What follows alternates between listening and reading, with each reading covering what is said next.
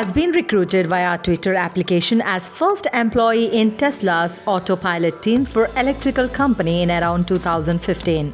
Elon Musk, the techno king of Tesla, took to Twitter once again a big reveal. He disclosed how he hired Ashok. Ashok was the first person recruited from Elon Musk's tweet in Autopilot team. From Elon Musk's tweet in Autopilot team. Musk recently tweeted that Tesla is looking for hardcore artificial intelligence engineers who care about solving problems that directly affect people's lives in a major way.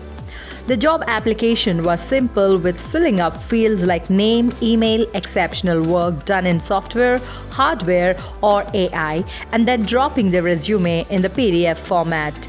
Ashok holds bachelor degree in Electronics and Communication Engineering from the College of Engineering Guindy, Chennai, and master degree in Robotic System Development from Carnegie Mellon University. Elluswamy formerly worked in association with Volkswagen Electronic Research Lab and WABCO and WABCO Vehicle Control System.